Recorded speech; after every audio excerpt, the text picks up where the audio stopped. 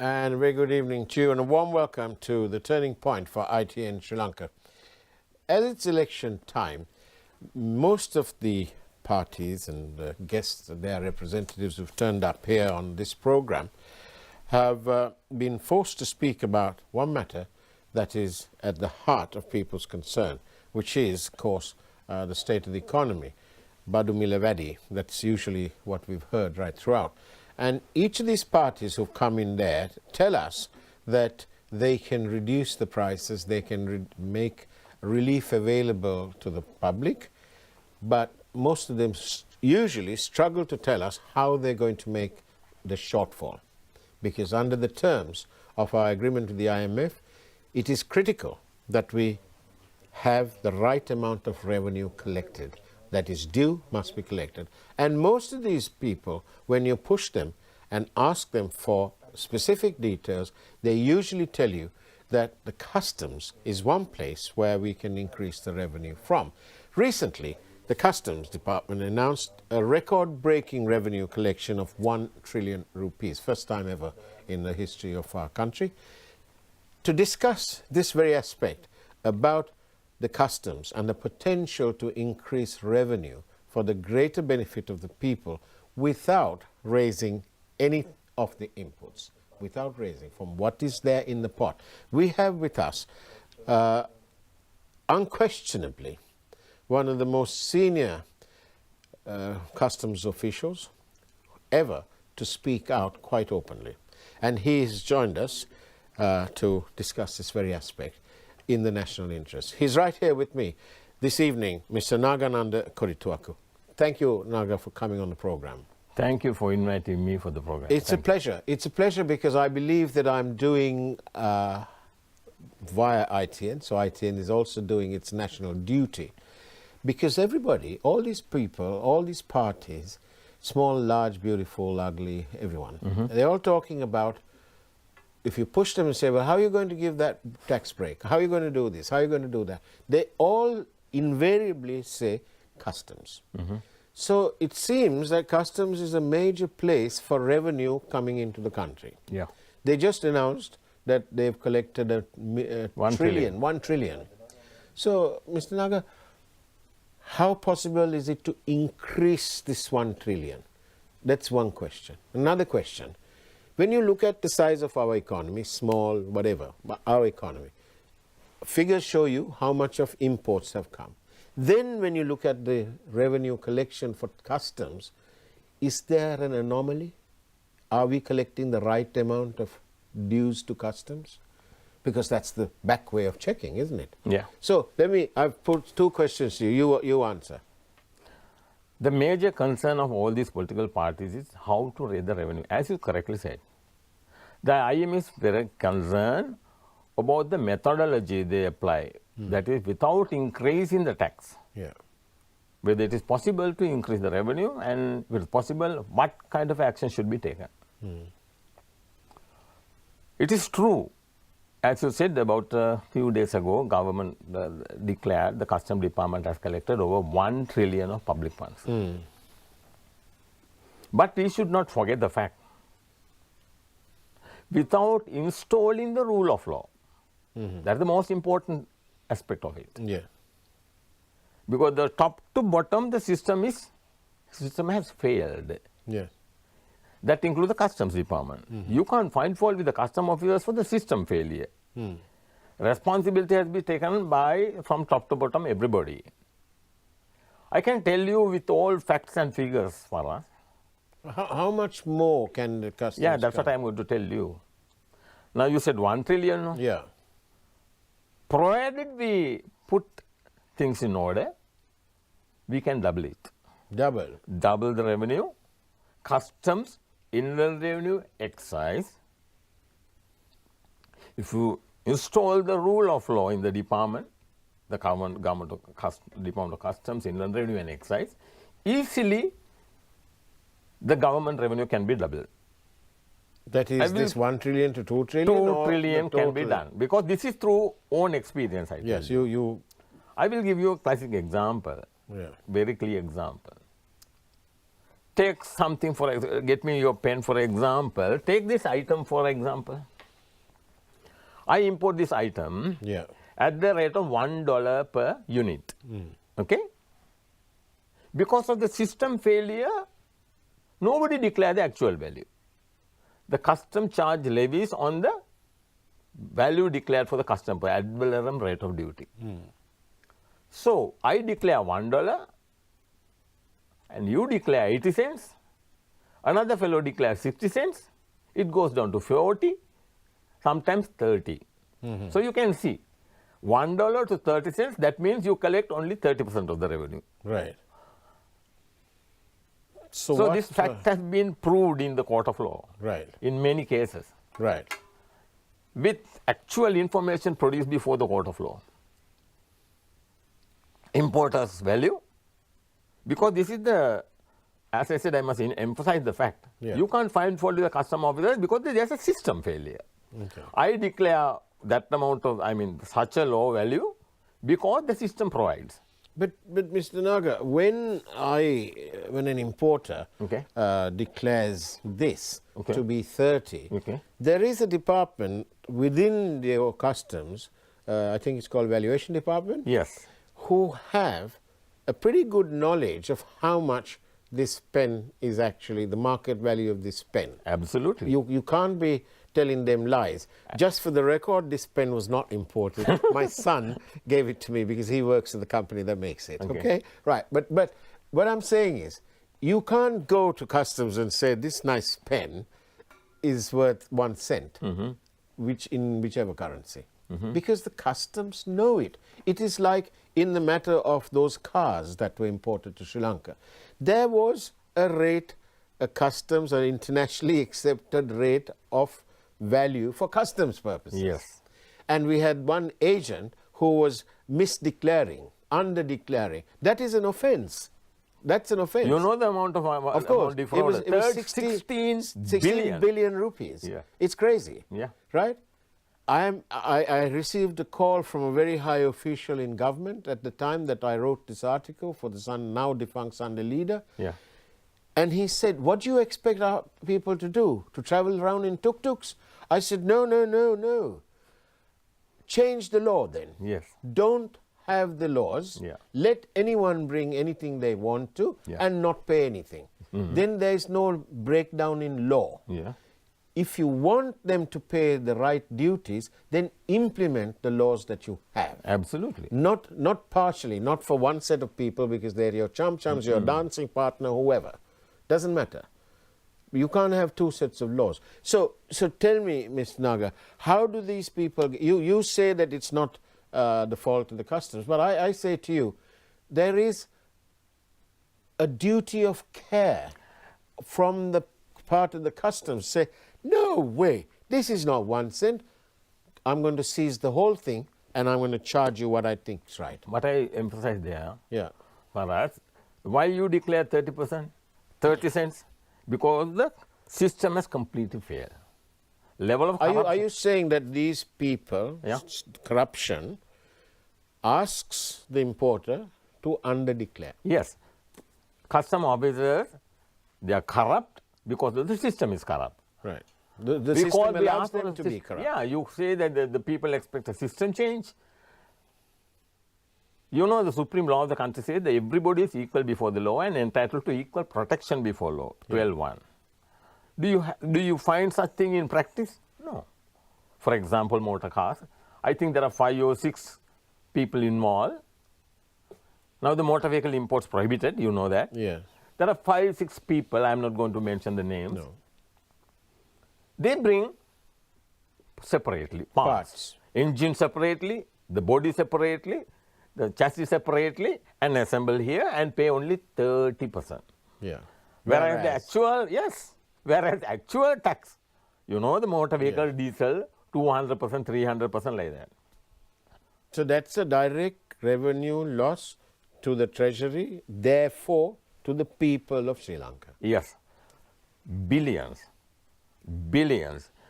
You mentioned one case was 16 billion, whereas the actual value was $45,000 for a cake. Can I mention the brand of the car? No, don't mention the brand. Particular brand. Premium brand, European one brand. One of the very premium brand, the actual valuation was about $45,000 and he declared 22,000. But I want to ask you this now. Okay. Now you have permits. Okay. Some people are lucky to be MPs because they've told us lies and we've elected them. Okay. So, thank God, they are in Parliament. Okay. Now they get something called a permit. Ministers have a higher value. Now I want to ask you this question, because my memory is gone a little bit. Right. Okay. If a ministerial permit is, let's say, $65,000, so can the minister concerned buy a Rolls-Royce Mulsanne, which costs maybe $300,000, okay? And can he apply his 65,000 pro rata to this? Absolutely, it is done. It has been done in this country. Yes, but what does the law allow him to do? Yeah, the law allows you to, law requires you to declare the actual valuation. Yeah. Whereas, what they do?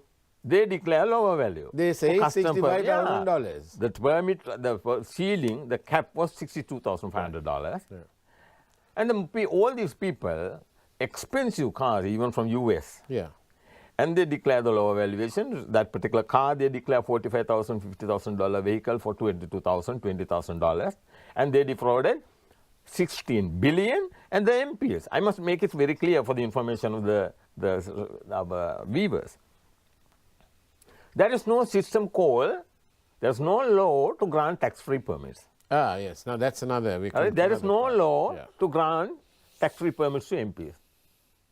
There's a provision in the customs law, section 19A. Yeah. If the minister concerned granting of a tax-free permit, okay, for any particular commodity, for a industrial, project cargo, for example, you wanted to set up a tire factory, you ask for a tax waiver, you are granted to permission to import and free of duty. Yeah. That is the purpose of the tax waiver. Right. And you can use it. So does 19A 19A tax waiver, you call ELW, extra legal waiver. Right. So does this 19A allow the government of the day, whoever, whichever, to give a tax-free permit to Minister A, MP C? No. That is why I said there's a total breakdown of the rule of law. This is important for all these candidates. Now there's a breakdown in the rule of law, but now there's a breakdown in time because I have to go for a break. Okay. And we'll be back with Nagananda Korituaku, retired senior customs man. We're talking about customs revenue, very important. See you on the other side of the break.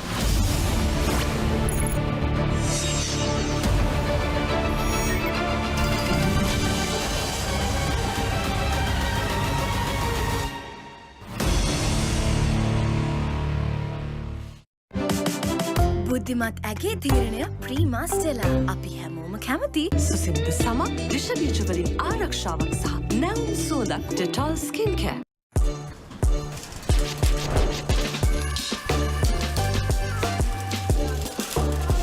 Introducing Prima Kothmir Korean Ramen. Let's fire it up. Now best ever sunlight. පෙරටත් වඩා සුවඳක් සමගින් සුපිරි සේදුමක්. ඔයා future ready වෙන්න ඕන. ඒ වෙනුවෙන් මම හැමදාමත් ඔයත් එක්ක. අවුරුදු 6ත් 11ත් අතර දරුවන් සඳහා වැදගත් පෝෂ්‍ය පදාර්ථ 24ක් අඩංගු සස්ටජන් ජූනියර්. වීවා එකතුණු උකුතේ එකක රස උපරිමයි. ද්විත්ව ආරක්ෂාවක් දෙන නව ක්ලෝගාඩ් නැචරල් සෝල්ට්. ලක්ස් කියන්නේ සබන් ගැටයක් විතරක් නෙවෙයි සමට සත්කාරයක්. නව ලක්ස්. Hot flavors fun ඇවිල්ල දිවනලියන සැප දැවිල්ල. එහෙන් මෙහෙන් flirty down and beach එකේ crazy රැල්ල. To spin a shots හැඩයි six pack එක ඇඟේ හැපේ drop top එක හිරට එමේ කොත්තුමි දැන් fun තමයි. Prima කොත්තුමි fun තමයි. ෆෙම්ස් ඇය ගැනන ඇයවැය සහනය. ට්‍රයිටෙක් සහ කොටන් වර්ග දෙකම ඉහළ ප්‍රමිතියට දැන් දැරිය හැකි මිලකට. ඇය එක්ක ඇගේ ඇයවැය ප්‍රශ්න ඉවරයි. Kamuda machang, prima kottumi, fun tamai. Prima කොත්තුමි ෆන්තමයි. Introducing Prima Kothumi Korean Ramen. Let's fire it up. Cool වෙන්න, tune වෙන්න. Van.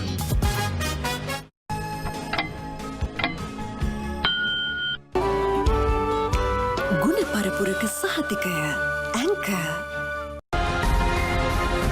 ජනපතිවරණයට පෙර interview Kuwait Dubai Oman Saudi Qatar පහරෙන් සැප්තැම්බර් 16 සඳුදා Greenway Kurunegala.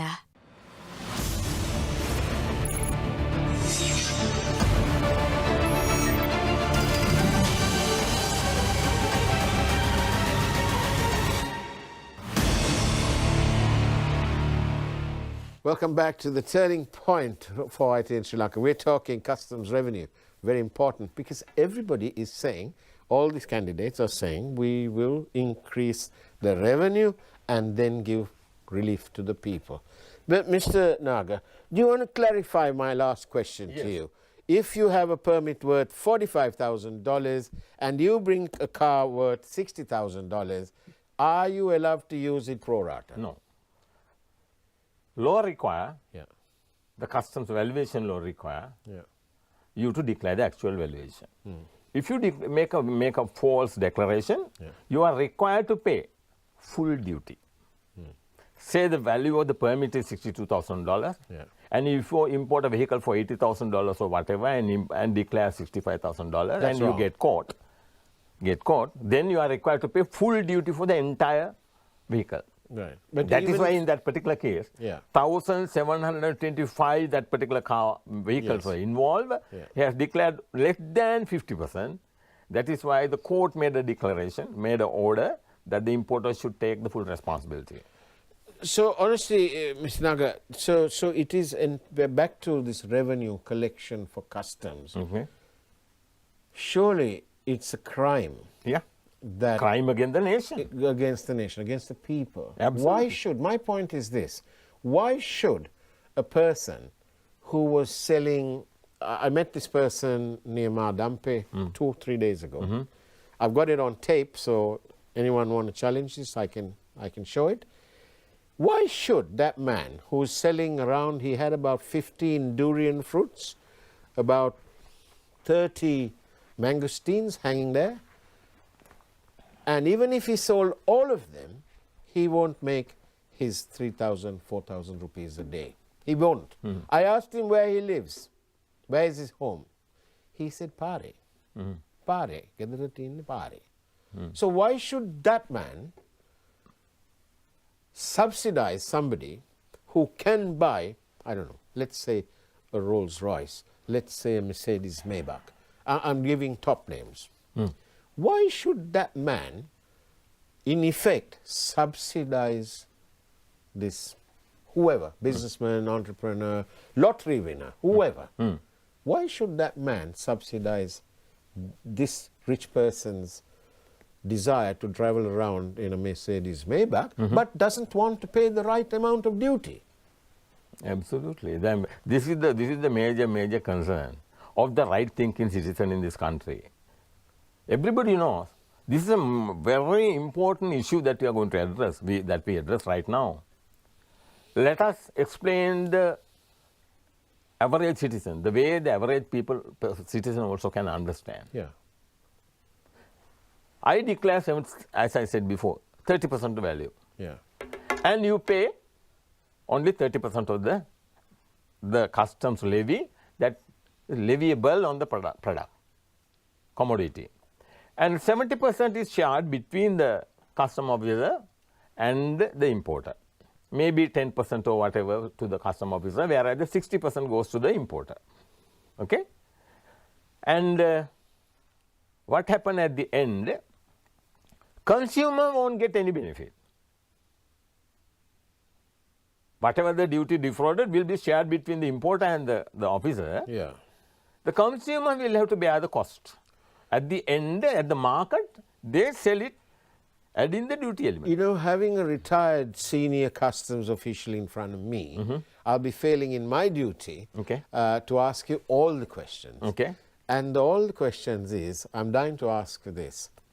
You know, in customs, if you're in this job, you only kept there for 3 years, then you get rotated. So here you are in charge of, I don't know, valuation or whatever. And then 3 years later, you get transferred out. So at this point, you are complicit with the importer who's giving 30% reduced value. Okay? Right, okay. So 3 years later, this man has gone to some other department, some other guy, he's gone to the revenue task force. Yeah. From there, he says, hang on, this man, he is importing those pens. I remember 50 things. He goes and raids him. Yes. Then he charges him. He has to pay a fine. Then that officer gets a double whammy because he gets a percentage of that fine. Right. Correct or not? Absolutely right. Right. Absolutely right. Now, the man who's serving the department, valuation directorate, after 3 years or whatever, he goes to different branch. Yeah. So I am the importer. You are the officer. So I declare only 30%. And you know that I undervalue for the custom purposes. When you goes out of the branch to the enforcement directorate, say preventive or SIU or intelligence or whatever, you know that I do that for a longer period of time, maybe 50 shipment or 100 shipment, whatever. And most of the cases, these importers, they have all these records in their mobile phone and then their computer. The officer, what they do, they raid your business premises. Customs law is very powerful. And they are empowered to raid your business premises if you do not open the cupboard or do not. They are empowered to break open everything. And they have powers of arrest? Under the without obtaining a court order, customs law permit the custom because it's revenue law. So to raid the business premises and break open and seize anything, your mobile phone or computer or anything. And they find all this information. Take for an example, I have a case in hand right now. He has imported about 30 or 40 shipments of a particular commodity. Okay? And the officer, when he went out, summoned before the customs, I said, you have imported this product 50 times and you have declared only 30%. And he worked out the loss of revenue and forced you to pay. And he says, I have declared all these goods to customs. You have physically examined my cargo. You, when I declare 30%, there was an agreement between the consignee, either the importer and the custom officer. And then only I paid 30%. The levies at the But rate an of 30%. unenforceable agreement because it's not Absolutely, recognized by the rule of law. Yes. And what happened? So, I declared 30 cents not because of that I won, because the system has failed. If I declare $100, I will not be able to survive in the market. Can I survive in the market? Because I pay actual duty. So other fellows will carry on with their shipments. I will be thrown out from the market. So when the officer demands you to pay penalties and forfeitures for the 50 shipments or 100 shipments, he comes out with this explanation. I have done it. Yes, I admit. So how do you, point taken, how do you get rid of this undervaluation? Yes. How? The solution is this. Yeah. Section 137 of the Customs Law empower the Director General of Customs. Yeah. If an officer of customs involving any kind of collusion with the importer to defraud the revenue, throw him out of the department. Get him out of the government. Without a pension. Without a pension, with no formal inquiry under the Establishment Code. Customs law itself. Singaling කිව්වොත් රෙදි ගලවලා රෙදි ගලවලා ඔළුවේ උතලා ගෙදර යවන්න පුළුවන්. රේගු නීතියේ යටතේම බලය තියෙනවා. Habay, I must make it very clear to you, this law is not enforced in the department now, right now, because the system failure.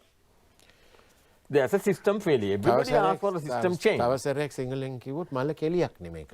මේක හරි ලොකු අපරාධයක් වෙන්නේ රටේ හරි මිල ඩික්ලෙයාර් කරන්න රේගුවට බදු ගෙවීම සඳහා බොරු මිලක් ඩික්ලෙයාර් කරලා අඩුවෙන් බදු ගෙවලා ඊට පස්සේ අන්තිමට මේ මිනිස්යාගේ බෙල්ලෙන් ඇදගෙන යනවා අල්ලගෙන කියලා කියන උඹ මෙච්චර බදු ගෙවලා නැහැ කියලා කස්ටම් ඔෆිසර්ම කියලා එයාගේ බිල්ල හිර කරන හැබැයි අර ෂිප්මන්ට් 100 පාස් කරපු මම කිව්වා ෂිප්මන්ට් 100ක් අඩුවෙන් ඩික්ලෙයාර් කරලා ගෙනාවා නම් ඒ ෂිප්මන්ට් පාස් කරපු ඔෆිසර්ස්ලට කිසි ප්‍රශ්නයක් නැහැ.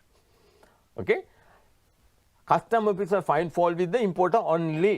This is the major issue. My main concern is if a person is to be dealt with under the customs law for all 100 shipments. Mr. Naga, we've got like 4 minutes left. Okay. So very quickly, can you give a simple solution some, I don't know, some app, some electronic way, that when they send the goods in, as it is loaded on the other side, it is pre-declared, so that when the customs officer is looking at this pre-declaration, it's on the computer and he looks at it and he says, no way. That HS code, that product, nothing doing. This is not 30 cents. Yes. I'll tell you now, when it lands, it's going into, we will seize it. Is there some system? Is that too simple to do? Yeah, it's not a difficult task. Right. We are, now Sri Lanka Customs is using this Asikuda system. Right. That is the software that we use. If we make it available for the consumer, not the trader. Yeah. Consumer also to know exact the valuation for the custom purposes, then they will find it difficult. It's all And about the custom transparency. officer, It's all about transparency. Absolutely. It is not transparent now. If the actual valuation is made available to the consumer and the custom officer and everybody, the law enforcement agencies, they can't do it. Then you will not be able to pay 30% of the actual value and get rid of 70% tax. This is why I said at the beginning, we can increase 1 trillion to 2 trillions if the rule of law is enforced in the custom department, that is the major revenue earner for the government, and excise department and the inland revenue. All these departments are equally corrupt. I don't know how to say this in Sinhalese, but I'll say it in English. Okay. When I came over to ITN on the first program, they asked me what my main thing is. And I said it was the public interest. I also said on the day that there are people called pseudo-patriots. They take their flag and say, hi, I'm Sri Lankan, I'm proud to be Sri Lankan, I wear my T-shirt, Sri Lanka cricket, dear Murali, Sangakkara, blah, blah, blah. Ask them about their tax file. What? Tax? What tax? Those are called pseudo-patriots. Absolutely. They are, in the time of the Rajapaksas, they had a word for them. Okay. Traitors. But those traitors were people who supported the LTT. But today, we have traitors who don't pay the taxes and who then sit back in their armchairs or ride around in comfortable cars and don't pay their taxes. What's the system change? Very quickly, you got a minute.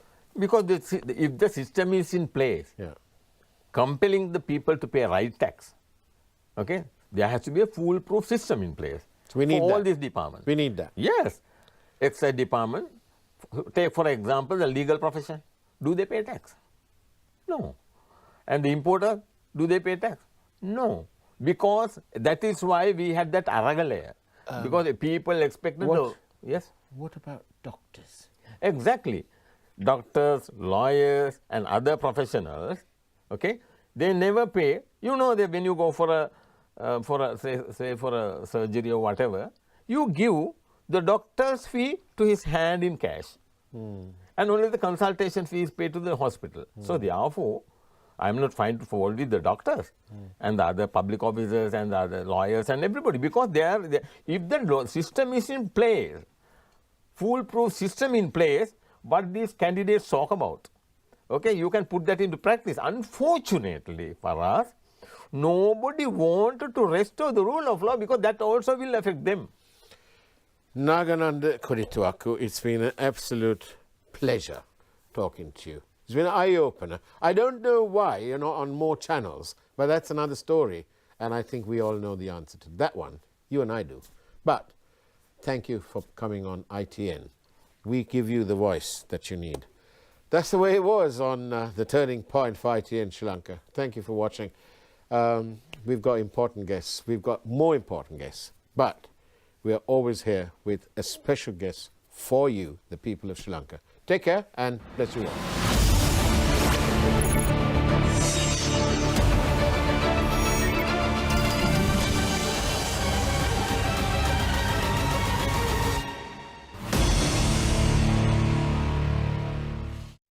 සුසිනිද සමක් විෂබීජවලින් ආරක්ෂාවක් සහ නැවුම් සුවඳක් Dettol skin care.